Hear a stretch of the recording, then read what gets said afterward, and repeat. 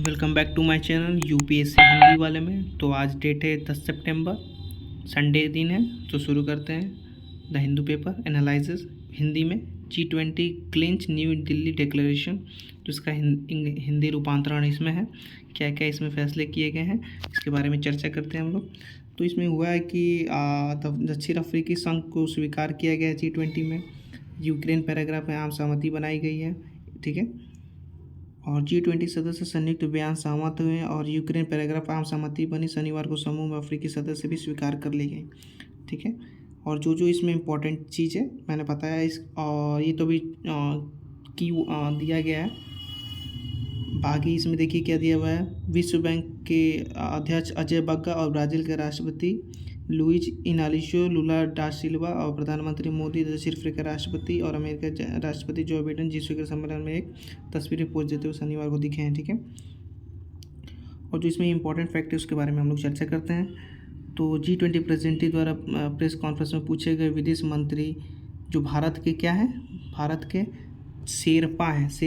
G20 के शेरपा कहा जाता है। इसमें इंडोनेशिया, भारत, ब्राज़ील और दक्षिण अफ्रीका के रूप में सहमति बनी है, ठीक है। लगातार मेजबान सूत्रों में G7 और EU ब्लॉक में वर्तमान अध्यक्ष के रूप में जापान ने भी मतभेदों को बांटने में भूमिका निभाई है, ठीक है। ज़्यादा इम्पोर्टेंट नहीं है, आइए हम समझेंगे। इसमें दो ट्रैक होते हैं, एक होते हैं वित्त ट्रैक, ठीक है। और एक होते हैं शेरपा, ठीक है, शेरपा, ठीक है। तो वित्त ट्रैक में होते हैं फाइनेंशियल मिनिस्टर, ठीक है, और RBI के गवर्नर होते हैं शामिल, ठीक है, इसके प्रमुख होते हैं। और शेरपा में कौन होते हैं, तो शेरपा में हर देश के एक प्रतिनिधित्व के रूप में एक शेरपा को शामिल किया जाता है, ठीक है, G20 में के लिए। जो इम्पोर्टेंट फैक्ट है मैंने आपको बता दिया, बाकी आप इसे पढ़ सकते हैं और समझ सकते हैं, ठीक है। ज़्यादा आप लोगों को बोर नहीं करना चाहता, ठीक है। ये थोड़ा असम के ग्रामीण चुनाव में EVM का उपयोग करना का शामिल किया गया है। और पंचायत चुनाव में इलेक्ट्रिक वोटिंग मशीन लाने के लिए वोटिंग लाने और शादी की कानूनी उम्र को उल्लंघन करने पर निर्वाचित प्रतिनिधियों को अयोग्य घोषित करने के लिए अधिनियम को प्रावधान किया गया। और ये मुख्यमंत्री हेमंत बिस्वा ने किया है, ठीक है। और जिला परिषद और अंचालित परिषद और गांव पंचायतों के निर्वाचित क्षेत्रों को आकार तय करने के लिए जिला परिसीमन आयोग का गठन किया जाएगा। परिसीमन आयोग की मान्यता कौन देता है, राष्ट्रपति मान्यता देते हैं। राष्ट्रपति की सहमति से ही परिसीमन आयोग लगता है, ठीक है। और ये निर्वाचन क्षेत्रों को अलग अलग बांटना या जोड़ना परिसीमन आयोग का काम होता है। और परिसीमन आयोग को सुप्रीम कोर्ट और हाई कोर्ट दोनों में कहीं पर भी परिसीमन आयोग को चुनौती नहीं दे सकता है कोई भी, ठीक है। जो इसने कह दिया, जो इसने चुनावी क्षेत्र के रूप में जो सीमा बना दी, वही इसका आखिरी और अंतिम निर्णय होगा, ठीक है। जो इम्पोर्टेंट है मैंने आपको बता दिया। अब इसमें दिया है बता दिया। और माध्यमिक उत्तीर्ण करने के लिए न्यूनतम शैक्षणिक योग्यता तय की जाएगी। अनुसूचित ST SC और पिछड़ी जाति को मैट्रिक परीक्षा उत्तीर्ण करना आवश्यक होगा, ठीक है। और EVM शामिल किया जाएगा। पंचायत चुनाव में EVM को शामिल किया जाए। जो इससे पहले वो बैलेट पेपर का इस्तेमाल करते थे, अब वो EVM का इस्तेमाल करेंगे। यदि पंचायत निर्वाचित प्रतिनिधियों को कानूनी विवाह उम्र की उल्लंघन करते हुए पाया तो उन्हें अयोग्य घोषित कर दिया जाएगा। और राजनीतिक दलों के सदस्य दल बदल विरोधी कानून के तहत अयोग्य घोषित किया जा सकेगा, ठीक है। जो इम्पोर्टेंट फैक्ट है मैंने आपको बता दिया। आई होप आपको समझ में आया होगा। और हिंदी में तो आप लोग अच्छे से पढ़कर स्क्रीनशॉट लेकर इसका अच्छे से वो बना सकते हैं, क्या हैंड नोट बना सकते हैं, हैंड राइट नोट। आगे बढ़ते हैं हम लोग, ठीक है। अब ये है क्या, G20 leader declaration note need to more finance to arrest global warming. G20 नेताओं ने घोषणा पत्र में कहा गया कि ग्लोबल वार्मिंग को रोकने के लिए अधिक वित्त की आवश्यकता है, ठीक है। तो इसमें कितनी वित्त की आवश्यकता होगी अब आपको इसमें दिया गया है। तो इसमें 2030 से पहले सभी विकासशील देशों के लिए घोषणा पत्र में ये किया गया है 58.59 ट्रिलियन डॉलर की आवश्यकता का उल्लेख किया गया है। 2030 तक इसे ऊर्जा प्रौद्योगिकी के लिए 4 ट्रिलियन डॉलर की आवश्यकता, ताकि शुद्ध शून्य तक नेट जीरो तक पहुँच हो सके, ठीक है। जो इंपॉर्टेंट फैक्ट है मैंने इसको आपको बता दिया। जो जो की पॉइंट है मैं आपको बता दूंगा, जिससे आपको अनावश्यक पढ़ने की ज़रूरत नहीं है। जो मैंने बताया अब हिंदी माध्यम वालों के लिए सुविधा है, ठीक है। सबसे मेन इंपॉर्टेंट कि 2050 तक, मतलब कि शिखर सम्मेलन विकसित विकासशील देशों के 2050 तक शुद्ध शून्य के लिए 58.59 ट्रिलियन डॉलर की आवश्यकता को जोड़ दिया गया है, ठीक है। कितने कितने का जोड़ दिया गया है? 58.59 ट्रिलियन डॉलर पर जोड़ दिया गया है, ठीक है। 2030 से अब इसमें ये दिया गया है कि ऊर्जा दक्षता में कोई सुधार नहीं हुआ 2025 में। हर साल के लिए वाले प्रयासों में 2030 तक ऊर्जा दक्षता में कोई सुधार नहीं हुआ है। शनिवार के घोषणा पत्र में नेट जीरो को विकसित देशों ने 2030 से पहले इस लक्ष्य को पूरा करने की संभावनाओं को व्यक्त किया है, ठीक है। भारत 2070 तक नेट जीरो हासिल कर लेगा, ठीक है। इसमें कहा गया है घोषणा पर 2030 तक 2019 के स्तर की सापेक्ष वैश्विक ग्रीन हाउस गैसों में 43% तक कम करने की आवश्यकता को पहचाना और नेट जीरो का और नोट करता है कि वैश्विक शिखर सम्मेलन 2025 से पहले होना है, ठीक है। ये इंपॉर्टेंट फैक्ट है जो जीएस की पॉइंट ऑफ व्यू से इंपॉर्टेंट है, ठीक है, इंपॉर्टेंट फैक्ट है। नवीनीकरण ऊर्जा को 3 गुना करने और सालाना 4 ट्रिलियन को कम लागत वाले वित्त तक पहुंचने और सुविधाजनक बनाने, ना कि इसके लिए प्रतिबद्ध होने पर प्रगति अच्छी हो। एक समय नवीनीकरण ऊर्जा और आवंटन दोनों प्रतिबद्धता और ऊर्जा विकासशील देशों के लिए वित्त न जलवायु संकट देशों की प्रतिबद्धता को मजबूत और विभुक्त। गर्ग और निदेशक दक्षिण Asia institute of energy economic और फाइनेंशियल एनालिसिस ने नेट जीरो को आरओ लक्ष्यों के बहुत ही अधिक निवेश आवश्यकता है और यदि इसे नहीं बढ़ाया गया तो विकासशील देशों के लिए जलवायु परिवर्तन के लक्ष्यों को प्राप्त करना मुश्किल हो जाएगा, ठीक है। जलवायु परिवर्तन को प्राप्त करना मुश्किल हो जाएगा। आगे देखते हैं हम दोस्तों, ये इम्पोर्टेंट है क्या है, launch of the global biosphere. ये इतना इम्पोर्टेंट है कि क्या बोले, जैव ईंधन से संबंधित है, ठीक है। इसके लिए एक अलायंस बनाया गया जैव ईंधन के रूप में, ठीक है। तो आपको हम हिंदी में बताते हैं इसका मीनिंग क्या हुआ, ठीक है। तो जैव ईंधन गठबंधन शुभारंभ स्वच्छ ऊर्जा की खोज में एक महत्वपूर्ण क्षण है, ठीक है। तो ये तो ज़्यादा धुंधला आ रहा है तो आप लोगों को समझ में नहीं आएगा, इसके लिए मैं एक अच्छे से बनाया हूँ नीचे जिससे आप समझ सकते हैं। आइए देखते हैं, देखिए बना है, ठीक है। तो वैश्विक जैव ईंधन का गठबंधन शुभारंभ स्वच्छ ऊर्जा की खोज एक महत्वपूर्ण क्षण है, पीएम ने कहा है। और देखिए सबसे इसका की पॉइंट है, वैश्विक स्तर पर पेट्रोल में इथेनॉल मिश्रण 20% तक ले जाने के लिए दलील कहा गया, मतलब कि पेट्रोल में इथेनॉल मिश्रण को 20% तक ले जाने के लिए दलील किया गया, जिससे जैव ईंधन को आपूर्ति सुनिश्चित करने के लिए ध्यान केंद्रित यह सुनिश्चित करेगा कि किफ़ायती हो या टिकाऊ रूप से उत्पादित हो, ठीक है। मैंने जैसे बताया आपको कि 20% तक ले जाने की इसमें पहल की गई है। जॉय बाइडेन ने इसे एक अहम फैसला बताया, ठीक है। और इसमें कितने देश शामिल हुए हैं ये ज़्यादा इंपॉर्टेंट है, ठीक है। तो इसमें इसके अलावा भारत के अलावा इन पहल में आने वाले देश में Argentina, Bangladesh, Brazil, Italy, Mauritius, दक्षिण अफ्रीका, यूएई, अमेरिका शामिल है तथा कनाडा और सिंगापुर पर्यवेक्षक है। ये ज़्यादा इंपॉर्टेंट है कि कौन कौन से देश शामिल हुए, कौन कौन से देश शामिल हुए, ठीक है। तो जीएस के पॉइंट ऑफ व्यू से जो बहुत इंपॉर्टेंट है, जीएस फर्स्ट के पेपर में इंपॉर्टेंट है कौन कौन से देश शामिल हुए और बायोफ्यूल जैव ईंधन से क्या क्या फ़ायदे हैं, क्या क्या नुकसान है। इसके ऊपर एक मैं अलग से वीडियो बनाऊंगा जिसको आप अच्छे से जैव ईंधन के बारे में समझ पाएंगे। मैं इसे आज शाम को ही अपलोड करूँगा या रात को, जिससे आप अच्छे से समझ पाएंगे कि ये आखिर होता क्या है और इससे किस तरह की फ़ायदा होती है और ये किस रूप से बनेगा और किस रूप से पेट्रोल और डीजल को वैश्विक निर्भरता कम होगी, ठीक है। आगे देखते हैं। हाँ, बायोस्फीयर अलायंस में सतत क्षमता और ऊर्जा की दिशा की हुई खोज है, ठीक है। अभी हाल ही में पेट्रोल इथेनॉल को मिश्रण को 20% तक ले जाने के लिए वैश्विक स्तर पर पहल करने को कहा गया, ये तो आपको बता ही दिया। पर्यावरण जलवायु अवलोकन में G20 सैटेलाइट मिशन शुरू करने का प्रस्ताव रखा गया है, ठीक, ग्रीन क्रेडिट के रूप में। वन अर्थ पर G20 शिखर सम्मेलन में श्री नरेंद्र मोदी ने पर्यावरण जलवायु अवलोकन में G20 सैटेलाइट मिशन शुरू करने का प्रस्ताव रखा है। क्रेडिट पहल पर काम शुरू करने की आग्रह किया है, ठीक है। और जलवायु के लिए $100 अरब की प्रतिबद्धता पहले से ही वित्त पोषित किया गया है, ठीक है, रिपोर्ट में कहा गया है। और सकारात्मक पहल में ऋषि सुनक ने कहा कि ये सकारात्मक पहल है, ठीक है। और सऊदी अरब के प्रधानमंत्री और ब्रिटेन के प्रधानमंत्री ने भी इसमें भाग लिया है, जिसे बता दिया कि इसमें कितने सदस्य हैं, आपको बता ही दिया कि कौन कौन शामिल हुए हैं, ठीक है। तो अगर नहीं समझ में आया तो इसको आप इससे देखिए अलायंस बना हुआ है कि नहीं बना हुआ है। तो इसमें यह है कि ग्लोबल बायोस्फीयर, ठीक है, बायोस्फीयर अलायंस, मतलब कि वैश्विक जैव ईंधन गठबंधन का शुभारंभ किया गया है। ये कल ही किया गया है, प्राइम मिनिस्टर ने किया है, 9 सितंबर को किया गया है, ठीक है, डेट याद रखिएगा, ठीक है। और भारत मंडपम में ये किया गया है। कहाँ किया गया है? भारत मंडपम में। जीके के पॉइंट ऑफ व्यू से इम्पोर्टेंट है, मंडपम में किया गया है, ठीक है। आगे बढ़ते हैं हम लोग। आई होप ये समझ में आया होगा आपको, ठीक है। अब देखते हैं ये विथ ट्रैक वाला, on the finance track G20 to push forward on the crypto regulation MDB reform. With track पर G20 क्रिप्टो विनिमय MDB सुधारों को आगे बढ़ाएगा।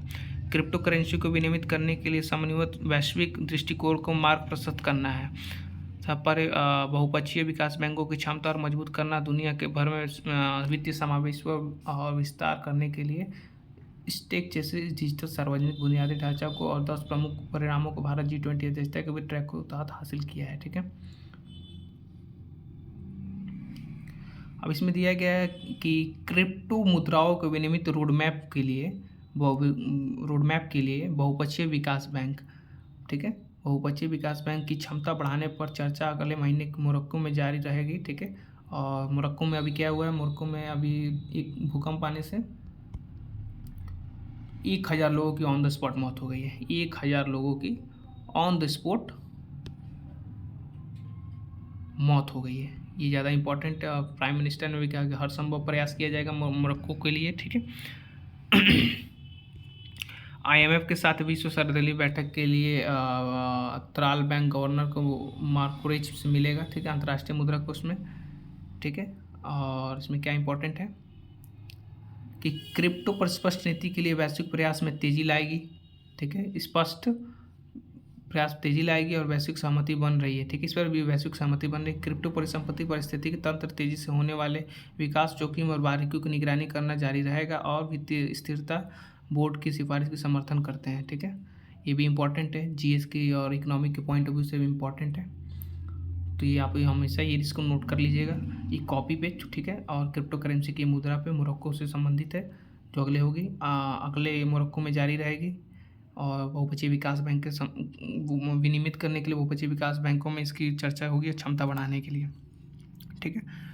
आगे देखते हैं कि इसमें कोई क्या की पॉइंट है और इम्पोर्टेंट है, ठीक है। जो इम्पोर्टेंट है उसी को आप समझेंगे, ज़्यादा चर्चा करने की ज़रूरत, ज़्यादा पढ़ने और की ज़रूरत नहीं है। इसमें जो की पॉइंट है उसे समझ लेंगे और उस पर आप एक छोटा सा शॉर्ट नोट बना लेंगे, ठीक है। और इसमें क्या दिया गया है? प्रभावी ढंग से उपयोग करने की संभावना और संभावित रूप से अलग अतिरिक्त ऋण देने की गुंजाइश पैदा कर सकते हैं। अगले दशक तक $200 बिलियन है, मतलब कि अगले दशक तक $200 बिलियन भारत ने MDB मतलब कि बहुपक्षीय विकास बैंक सुधारों के बड़े वैश्विक वार्तालाप के ग्लोबल साउथ की प्राथमिकता को प्रभावी ढंग से व्यक्त करने और उन्हें शामिल करने के लिए G20 अध्यक्ष द्वारा प्रदान किए गए अवसर को प्रयोग करेगा, ठीक है। ये की इंपॉर्टेंट है, ठीक है। तो जो इसमें की पॉइंट है मैंने आपको समझा दिया, आपको समझ में आया होगा, ठीक है। आगे बढ़ते हैं हम लोग। तो ये हमारे प्राइम मिनिस्टर ने उड़ीसा के कोणार्क व्हील को समझाया है कि इनकी क्या क्या मतलब कि सांस्कृतिक भूमिका क्या है और कब इसका मतलब कि कोणार्क चक्र का निर्माण कब हुआ। तो 13वीं शताब्दी में राजा नरसिम्हा देव के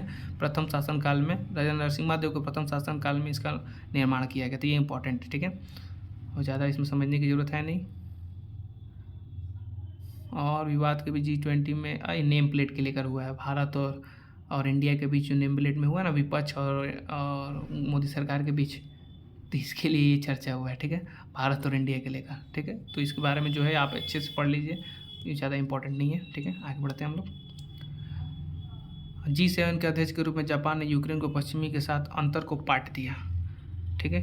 क्या पाट दिया कि उन्नत अर्थव्यवस्था में G7 समूह वार्तालाप में अध्यक्ष के रूप में जापान ने दिल्ली के नेताओं घोषणा में यूक्रेन के खिलाफ रूस के युद्ध के संदर्भ में एक समझौते में पश्चिमी को अपने साथ लाने के लिए महत्वपूर्ण भूमिका निभाई है, ठीक है। थोड़ा सा ये इंपॉर्टेंट है, बाकी इसमें कोई की पॉइंट ज़्यादा नहीं है। उसी बार में यूक्रेन और उनके पृष्ठभूमि और उसी के बारे में चर्चा की गई, तो ये ज़्यादा इंपॉर्टेंट है नहीं, बस आपको एक बार इसके पढ़ लेना है, ठीक है, अच्छे से समझ लेना है, बस ज़्यादा इसमें कोई की पॉइंट है नहीं, ठीक है। आप इसका स्क्रीनशॉट ले सकते हैं, ठीक है। आगे बढ़ते हैं हम लोग। ये है, क्या G20 सहयोग के लिए सफल है, वैश्विक सहयोग के लिए सफल है। तो इसमें जो की पॉइंट है आपको समझ में आया होगा कि क्यों सफल है, किस लिए सफल है, ठीक है। तो इसमें बताया गया कि 19 देश और यूरोपीय संघ शामिल है। 1999 में इसकी स्थापना हुई वित्तीय संकट और आर्थिक स्थिति को देखते हुए, ठीक है। और इसमें G7 EU और रूस के बीच कटु रूप में विभाजित 20 देशों के रूप में एक बीच आम सहमति बनाई है, ठीक है। अंतिम भाषा में वाली पैराग्राफ के साथ एक बदलाव है, जिसमें भविष्य में G20 मेजबानी इंडोनेशिया, भारत, ब्राज़ील और दक्षिण अफ्रीका के दृढ़ प्रस्ताव के रूप में आलोचना करने वाली भाषा को मिटा दिया गया है। मतलब G20 मेजबानी में इंडोनेशिया, भारत, ब्राज़ील और दक्षिण अफ्रीका के एक दृढ़ प्रस्ताव के रूप में आलोचना करने वाली भाषा को मिटा दिया है। अंतिम 83 पैराग्राफ की घोषणा में भू राजनीतिक और मुद्दों पर 8 पैराग्राफों के साथ एक आम सहमति बनी। जलवायु परिवर्तन, क्या क्या 8 सहमति बनी है, थोड़ा ये ज़्यादा इंपॉर्टेंट है, इस फैक्ट को हम लोग अच्छे से समझेंगे। क्या क्या इंपॉर्टेंट है, भू राजनीतिक मुद्दों पर 8 पैराग्राफ सहमति बनी है। कौन कौन से, जीवाश्म ईंधन चरणबद्ध समाप्ति के लिए ऋण पुनर्गठन, जैव ईंधन गठबंधन, जो अभी हम लोग बताया ना कि बायोस्फीयर, इसके बारे में, स्वास्थ्य, डिजिटल बुनियादी ढांचे, क्रिप्टो मुद्रा विनियमित करने के और अन्य मुद्दे पर, ठीक है, इस पर चर्चा हुई है। आगे बढ़ते हैं हम लोग। और क्या है,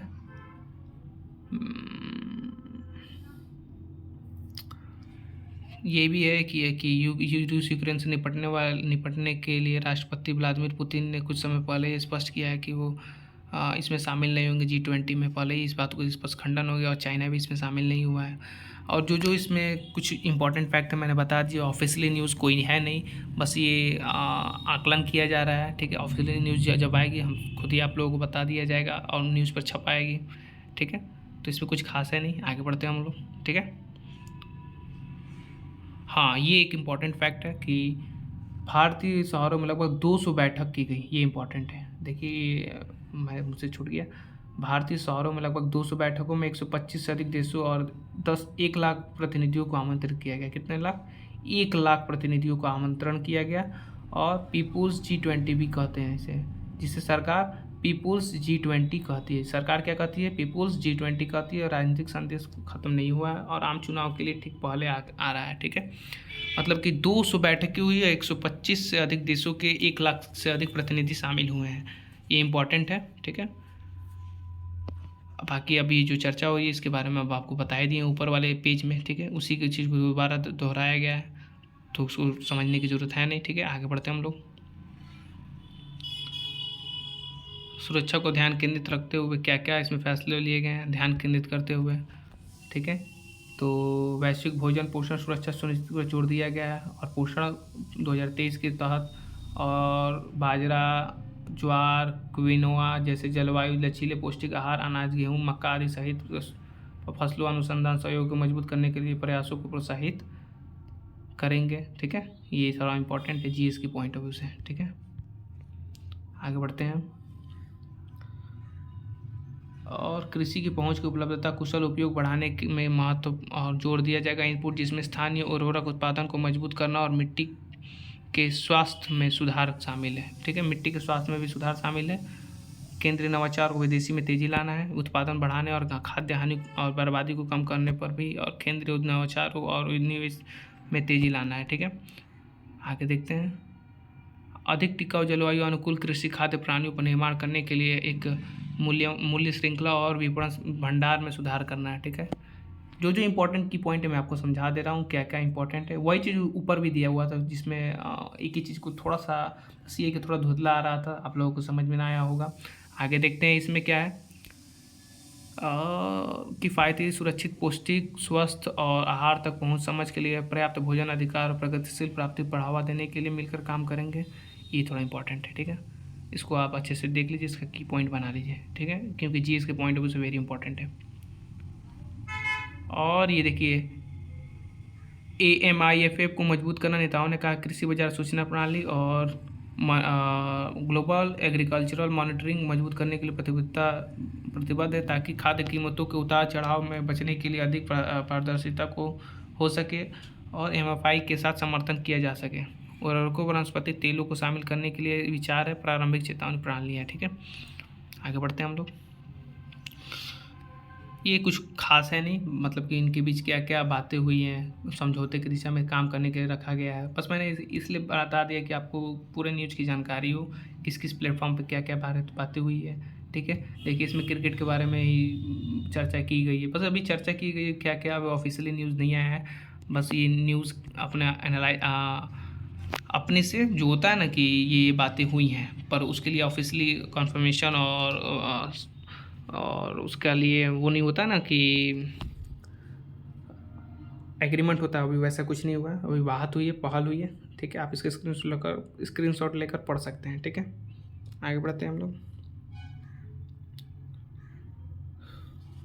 भारत सऊदी अरब गलियारा परियोजना के लिए यूरोपीय संघ अमेरिका में शामिल हुआ। ठीक है, अमेरिका में शामिल हुआ, यूरोपीय संघ और अमेरिका में शामिल हुआ। भारत और सऊदी अरब गलियारा परियोजना के लिए, आर्थिक गलियारा परियोजना के लिए यूरोपीय संघ और अमेरिका में भी शामिल हुआ। ठीक है, आर्थिक परियोजना के लिए मध्य यूरोपीय आर्थिक गलियारा की साझेदारी शुरू करने के लिए यूरोपीय संघ अमेरिका संघ और अमेरिका में शामिल हो गए हैं। मतलब कि भारत और सऊदी अरब दोनों ठीक आर्थिक गलियारा में शामिल हो गए हैं। और कनेक्टिव और इसमें क्या क्या है इंपॉर्टेंट है, जो की पॉइंट आपको समझाते हैं। यूरोपीय संघ आयोग के अध्यक्ष कौन है? उर्मिला वॉन डेर लेयन, अमेरिका राष्ट्रपति जो बिडेन, फ्रांस राष्ट्रपति मैक्रोन, प्रधानमंत्री मोदी ने संबोधित किया है इसको। ठीक है, और कनेक्टिविटी पहल को बढ़ावा देकर पीएम मोदी ने कहा कि इमैनुअल मैक्रोन इससे पहले मजबूत महत्वपूर्ण परियोजना के रूप में वर्णित किया गया है। ठीक है, और वैश्विक हरित व्यापार हो और जिसका अर्थ शुद्ध हो। ठीक है, रणनीतिक साझेदारी में समिति यानी राजनीतिक सुरक्षा, सामाजिक संस्कृति सहयोग समिति, अर्थव्यवस्था और निवेश सहयोग की समिति बनेगी। और द्विपक्षीय अभ्यासों सहित सैन्य और गैर सैन्य परिवर्तनों पर लक्षित हुआ। पिछले महीने शुरू हुआ। सऊदी अरब और संयुक्त अरब अमीरात ब्रिक्स समूह के शामिल किए गए नए स्थायी सदस्यों में से थे, जिसे पूर्व प्रतिबंधी ईरानी के रूप में शामिल किया गया था। ठीक है, आप इसमें कुछ इंपॉर्टेंट है तो क्या है,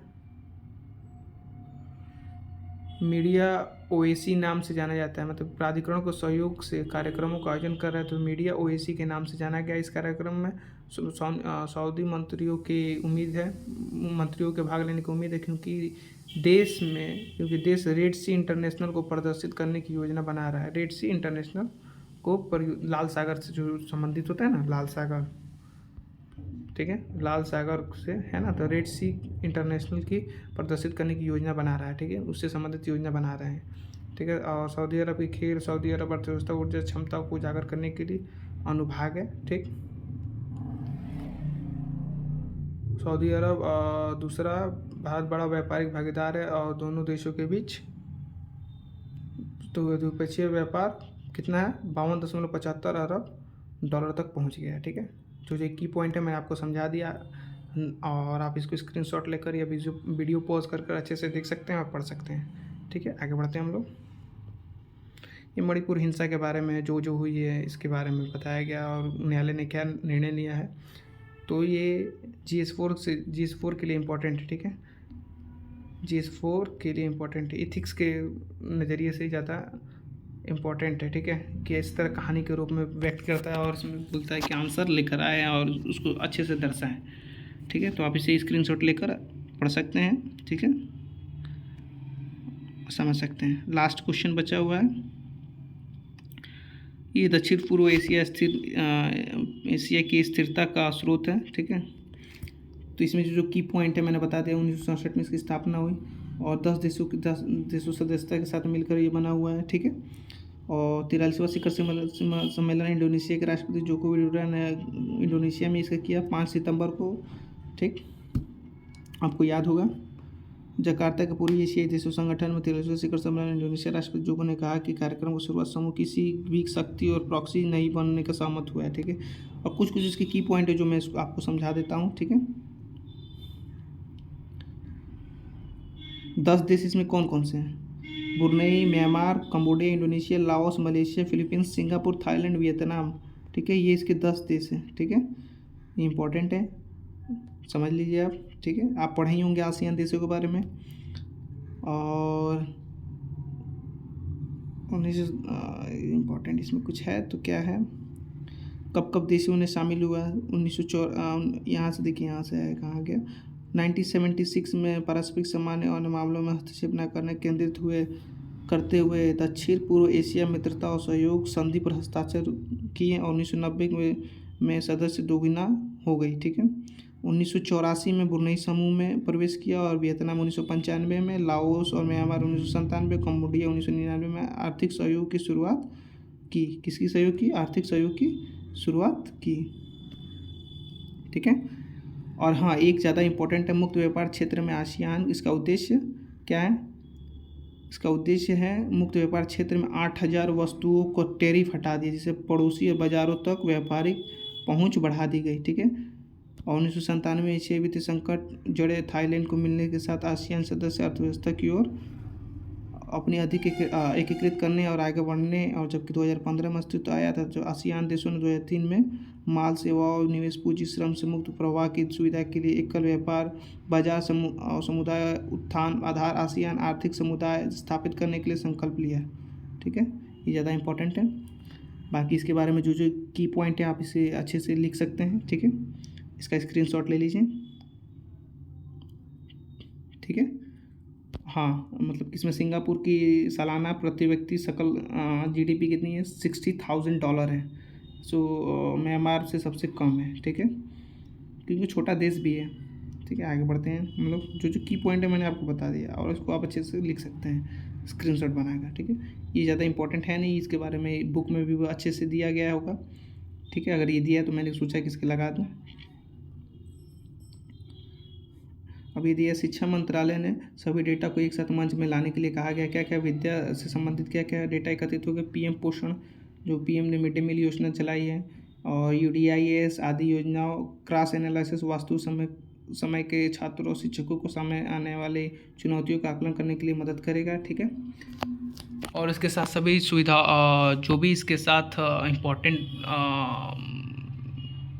डेटा है उसको एकत्रित करेगा सरकार, और उस पर एनालाइज कर उसे सुधारेगा। जो जो इसमें इसके बारे में दिया गया आप इसे अच्छे से पढ़ सकते हैं, ठीक है, और इसके स्क्रीनशॉट ले सकते हैं, और वीडियो को पॉज करके पढ़िए, ठीक है, आप अच्छे से समझ पाएंगे। आगे बढ़ते हैं हम लोग।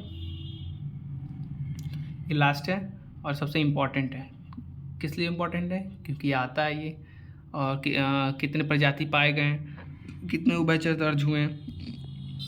तो वायनाड वन सर्वेक्षण में सरीसृपों में 67 प्रजातियाँ और 59 उभयचर दर्ज की गई। केरल के दक्षिण वायनाड वन विभाग में हॉर्नोफाइल सर्वेक्षण में सरीसृप 67 प्रजातियाँ, उभयचरों में 59 प्रजातियों की पहचान की गई। 4 उभयचर और 3 सरीसृप पहली बार वन प्रभाग में देखे गए। मतलब कि पहली बार क्या देखे? 4 उभयचर और 3 सरीसृप पहली बार वन विभाग में देखे गए। पश्चिमी घाट में कितने पाए गए? तो 126 प्रजाति में 48 उभयचर और 21 सरीसृप पश्चिम घाट के लिए स्थानिक है, ठीक है।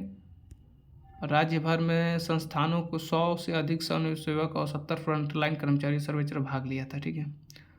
और इसमें कौन कौन से भाग लिए थे? तो जो स्कूल के जो इसमें राष्ट्रीय उद्यान है उसके बारे में दिया गया है, ठीक है। और इसमें एक महत्वपूर्ण उभयचर प्रजाति में स्टारी नाइट फ्रॉग शामिल है, ठीक है। स्टारी नाइट फ्रॉग शामिल है, जिसका कार्य क्या है? शरीर के नीले बिंदु होते हैं तो तारामंडल की तरह दिखते हैं, ठीक है। नाइट फ्रॉग देश का सबसे छोटा मेढक और लुप्तप्राय प्रजाति जैसे मालाबार टोटल और टाट और रेड स्ट्रीम टॉट। मतलब कि नाइट फ्रॉग देश का सबसे छोटा मेढक होता है। कौन होता है? नाइट फ्रॉग होता है। कौन? नाइट फ्रॉग देश का क्या होता है? सबसे छोटा मेढक है नाइट फ्रॉग। ये इंपॉर्टेंट है, ठीक है, याद रखिएगा। और नेकेड डॉक्सिन फ्रॉग जो पहले केवल वायनाड वन्यजीव अभयारण्य क्षेत्रों से जुड़ा था, जो सर्वेक्षण में दौरान देखा गया है, ठीक है। 59 उभयचर संघ में समाप्त हुए हैं, मतलब कि इसके साथ ही 59 उभयचरों के संग्रह के समाप्त हुआ है, और 80% से अधिक पश्चिमी घाट तक विशेष रूप से पाए जाते हैं। 80% से अधिक पश्चिमी घाट से विशेष रूप से पाए जाते हैं, और 67 सरीसृप प्रजाति और 21 पश्चिमी घाट से अद्वितीय हैं, ठीक है। और वायनाड द्रविड़ गेको में नीलगिरी स्पाइनरी छिपकली नीलगिरी वन छिपकली जैसे प्रजातियों ने सर्वेक्षण के महत्व और उनके गहराई प्रदान की। मुख्य रूप से वायनाड के सील टेटल और सांप की उपस्थिति ने क्षेत्र को सामने ला दिया है। ठीक है, जो जो इसके इम्पोर्टेंट है आपको बता दिया गया है। ठीक है, मिथकों के बारे में आप इसे पढ़ लीजिए, जो जो इम्पोर्टेंट मैंने आपको बता दिया। ठीक, तो आई होप आपको ये आपको समझ में आ गया होगा। तो इसी तरह रोज़ द हिंदू के एनालिसिस हिंदी मीडियम के लिए एक एक चीज़ का डीप एनालिसिस, और इसी तरह हिंदी में इसका रूपांतरण कर आएगा और आप एक एक चीज़ को अच्छे से समझ पाएंगे कि द हिंदू पढ़ना इतना भी कठिन नहीं है। मेरे चैनल को लाइक करें और सब्सक्राइब करें। मैं प्रत्येक दिन इसे लाऊंगा, ठीक है, और प्रत्येक दिन इसका डीप एनालिसिस करूँगा। तब तक के लिए धन्यवाद और जय हिंद।